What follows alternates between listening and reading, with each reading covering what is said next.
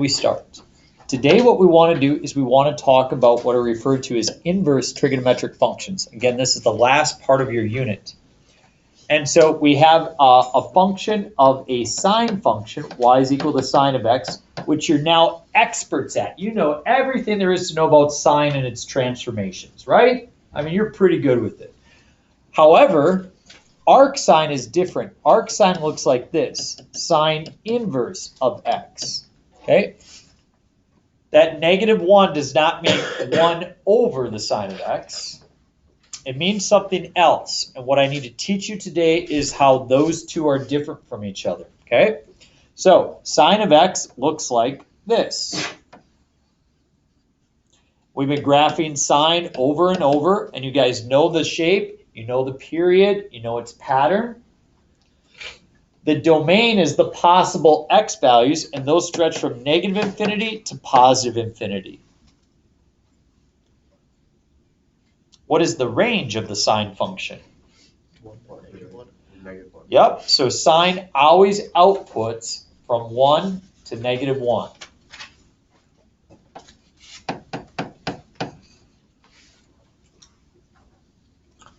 When we learned about inverse functions back in chapter 2.9, okay, this was a while back ago, back in first semester, we learned that when you do inverse functions, the x and the y switch spots. The domain and the range switch spots. You remember when we said we plugged in x for y and y for x?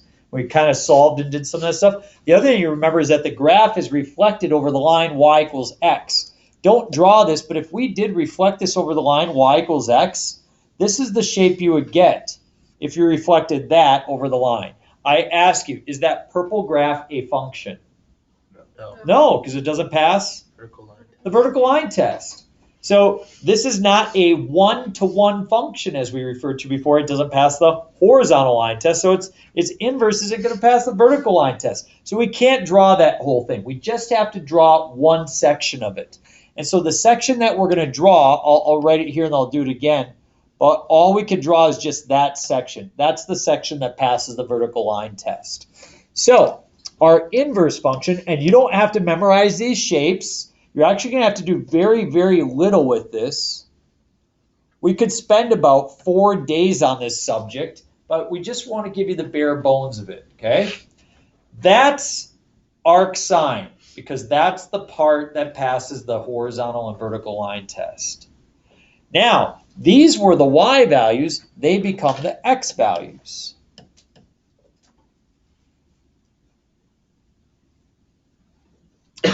So my domain comes from the range. The domain is going to be from -1 to 1.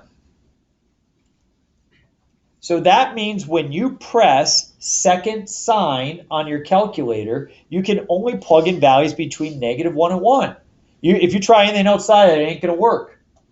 What does it output? Well, the output is going to be from, this spot is going to be -pi/2, and this spot up here is going to be +pi/2.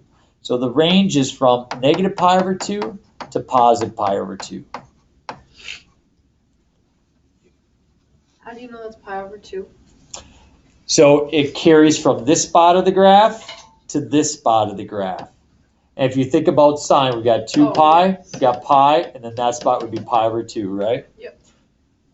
I skipped that explanation just in trying to keep time, but yep, that's what we talked about earlier in a different class.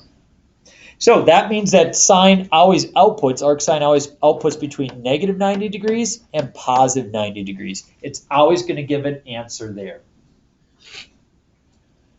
So to try to help you understand, so I think it's good to grab your calculator. Go ahead, grab that calculator.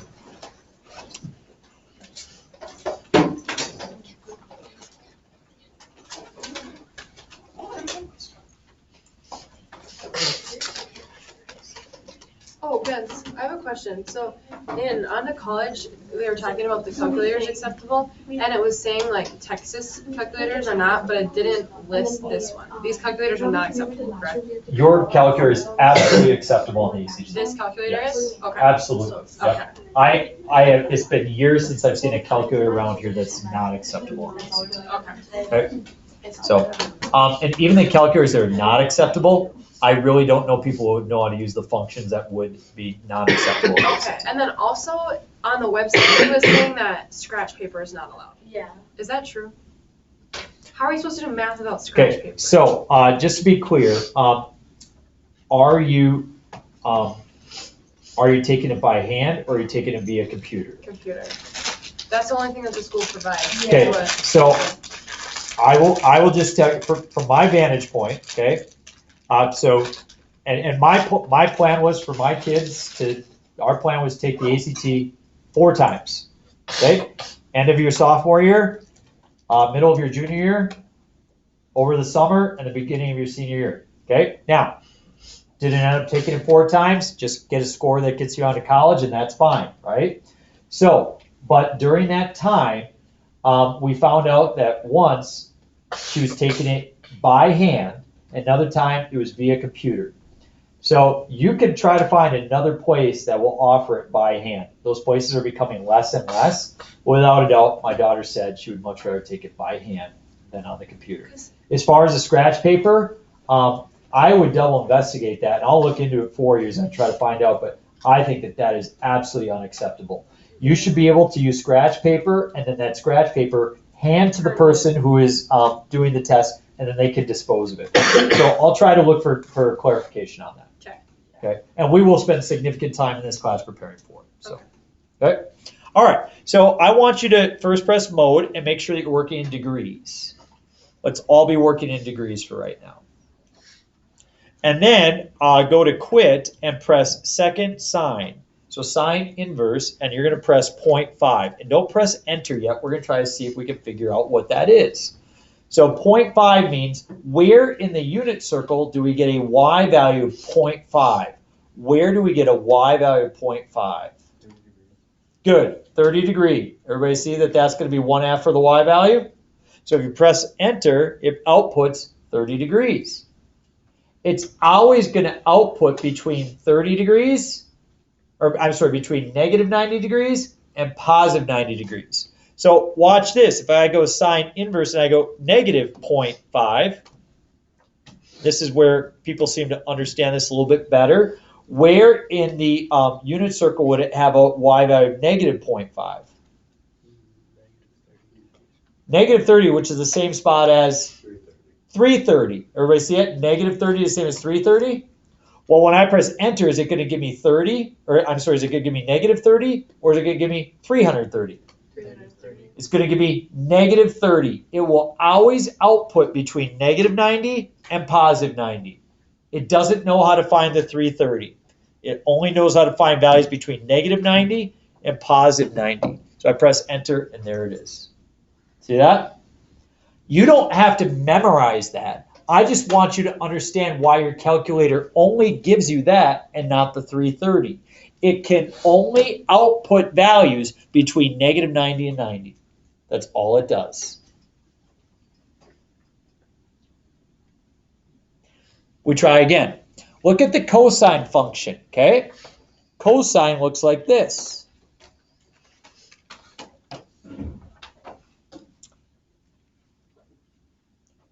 The domain is all real numbers. And the range is from -1 to +1. You're very familiar with the cosine function. You're excellent with the cosine function. But what about arc cosine? Arc cosine is y is equal to cosine inverse of x. And the inverse function, again, if we were to flip this one along the line y equals x, it wouldn't pass the vertical line test. So all we can do is grab a certain portion of it. And that's the portion that we grab. So the new arc, or the arc cosine function looks like this. You don't have to memorize that shape. All we want to focus on is its domain and its range. Just like in the sine graph, the range becomes the domain. So it goes from -1 to +1.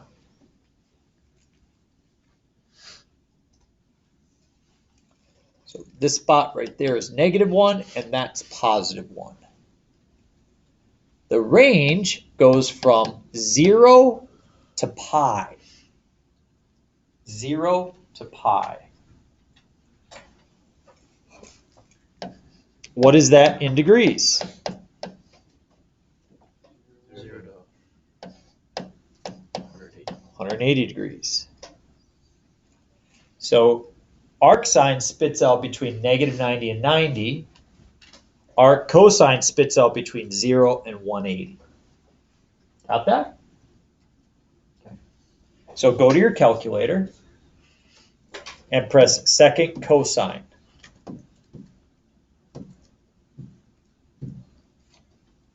0.5. I want you to think about cosine. Where in the unit circle is the x value equal to 1/2? Where in the unit circle is the x value 1/2? 60. 60. So if you press enter, you get 60. Let's try plugging in a negative. Cosine inverse of negative 0.5. Where, yep, so back here, right? And that's 120. So it can find a value bigger than 90. Sine can't. Watch what happens if I press this. Second cosine inverse, I'm going to press 1.3. Everybody think of the cosine graph. What's the biggest that cosine can be? 1. What's the lowest that cosine can be? -1. Can cosine ever be 1.3? No, so there's no spot where cosine is ever 1.3. So if you press the enter, you get a domain error. Okay? So every time you type in a value, it's got to be between that -1 and +1. You get above that, and you've got a problem. Okay? Our last one, arc tangent. We're not going to do arc secant, arc cosecant, or any of that. We got arc tangent, which is y is equal to tangent inverse of x. Now we just graphed the cotangent function, and that had what shape? What shape does it have? Kind of looks like a squiggly, right?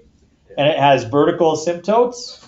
So if we flip it, it's not going to have vertical asymptotes, it's going to have horizontal asymptotes. So it's up at pi/2 and down at -pi/2, it has these horizontal asymptotes.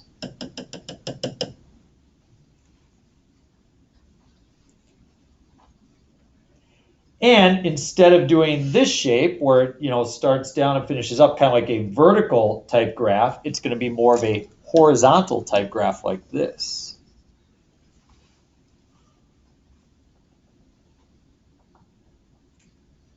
And so we look at the domain. For this, the domain is all real numbers. And the range goes from -pi/2 to +pi/2.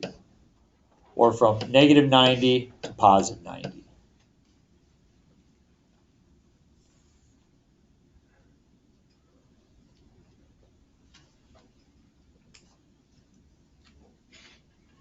So this went pretty well. Third hour, this is where things start to click a little bit for people. What I want you to do is take about 30 seconds, and I want you to think where in the circle, there's 2 spots, where do we have a y value of 1/2? Think with the person next to you, where do you have an angle where you get a y value of 1/2 in the unit circle? Okay, there's 2 spots. Think about it together, there's 2 spots.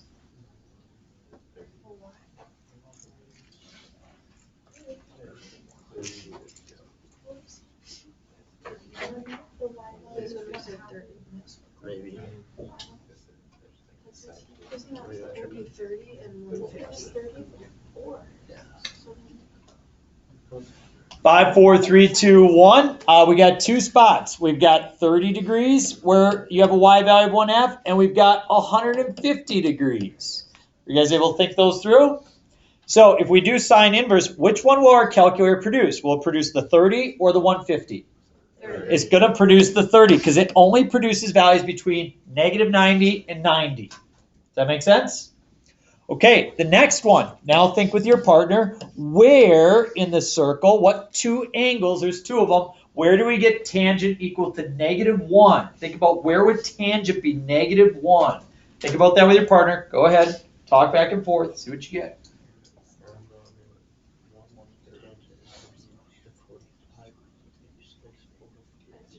So it would be negative in the first instance. It wouldn't be negative in the second. So it's 225 and 350. But that's over. 5, 4, 3, 2, 1. Remember, tangents like slope, so you're looking at those two spots. So you should come up with 135 and 315. Now, tricky question here. Does everybody see why we get those? Okay, I'll explain. Okay, so does everybody agree that that terminal point right there is negative root of 2 over 2 and positive root of 2 over 2? So if you divide those, you get negative 1. See what I'm saying? And I'm sorry if that was quick. I just, sometimes connections, I see you didn't see that right away. Does that make sense now, though? Yeah, we got it. Yeah, so we're kind of wondering where the x and the y are the same. You know what I mean? So anyway, so we got 135 and 315. So here's the kicker, though. Tangent only outputs values between negative 90 and 90. Well, that's not either one of those, is it? Does anybody know what it's going to give me if I type in tangent inverse of negative 1 on my calculator? Error. No, it'll be negative. What's an angle between negative 90 and 90 that's the same as one of those? Negative 45. Negative 45. See how negative 45 would be the same? Yeah. So it will produce negative 45. And you guys, 99% of the time, you're just going to type that on your calculator. It's going to give you negative 45. I just want you to know, why does it give you negative 45 instead of those other two, right? All right. What's the biggest cosine can be? What's the smallest it can be? So what's going to happen if we do cosine inverse of 3? Error. Yep, this is undefined. That doesn't happen. So why can't it give you, for sine, why can't it give you anything lower than negative 90 and higher than 90? I'm going to do my best to answer this, and if this doesn't work, then so be it. And if it's one of those things where it just is? No, it's fine too. no, You told me that. it's not. It's not. Okay. So what you want is an output. See. So you're like, you said, how about greater than 90, right? Mm-hmm. It's a great question. Do you agree that pi over 2 is 90? Mm-hmm. Okay, so this is 90 degrees. So if we want one greater than that, then we have to continue on with our function, right? And it wouldn't Your calculator doesn't know which one to choose. Right now it's like you plug in this one and I'm going to grab that output right there. Well, do I grab that one, or do I grab that one, or do I grab that one, or do I grab that one? Your calculator has to know which one to choose. It can't keep on grabbing more and more and more. Okay. Does that help a little bit? Yep. Okay, all right, great, awesome, good. You guys are doing well. You're doing well, okay? And there's not a ton of this that you have to recall. I just want you to understand. Okay, our last one here, before we kind of finish this off, you tell me, try to figure out, where do we have an x value of negative root of 3 over 2 in your unit circle? Try to figure out, where do you have an x value of negative root of 3 over 2? Think about where that is.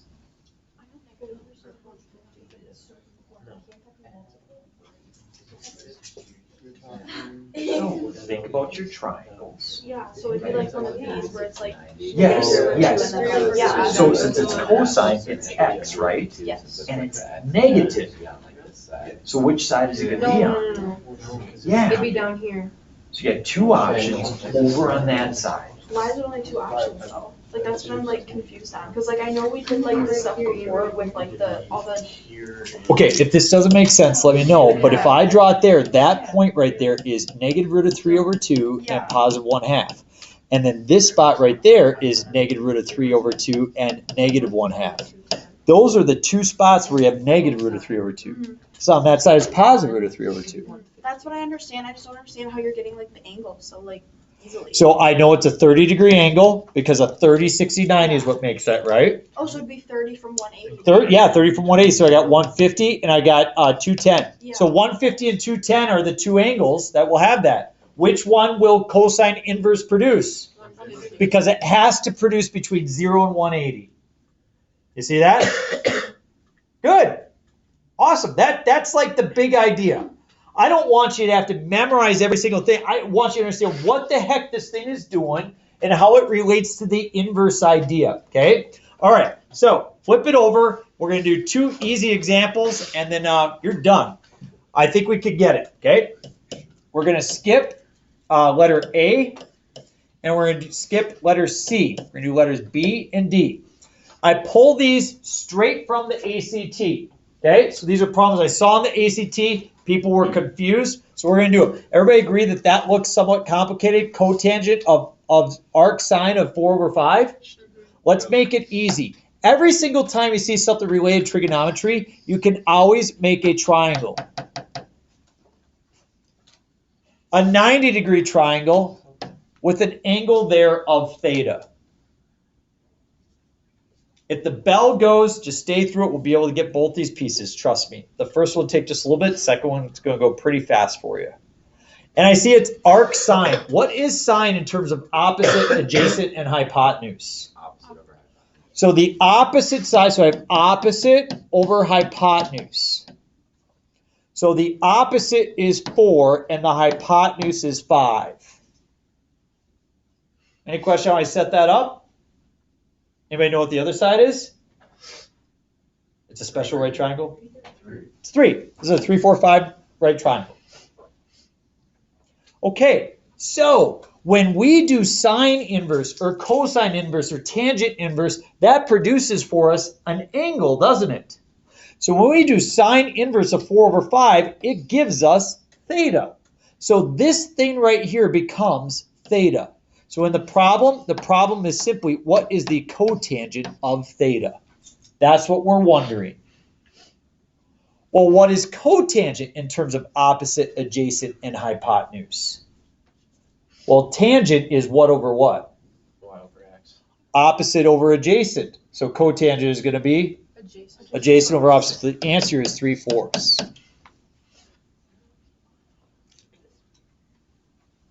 So watch how easy, now that you've seen that example, watch how easy this next one is. I draw my triangle.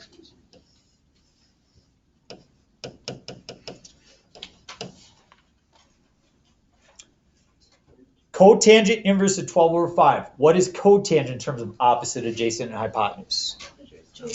Adjacent over over opposite. So it looks like I have 5 and I have 12. Good, we got it. Yep, and this is exactly what the ACT will do, because they'll say, okay, now you know those. So we know when we do an inverse operation, what does that produce for us? It just, produces an angle, right? So cotangent inverse of 12/5 gives us theta. So this thing becomes theta. So now we have cosecant of theta. Well, what's cosecant? That's the reciprocal of? Sine. And sine is opposite over hypotenuse. So this is going to be 13/5. Whoa! Perfect. Almost like it was meant to be. We don't have a password for the day. We will. Wait, I want to say hi to Kendra. Hi, okay. Kendra. Hi, Kendra. Hi, Connor. We miss everybody who's not here today. Lily, anybody else? Max. And the password of the day, very simple. Packers uniforms are ugly and make me want to vomit. There we go.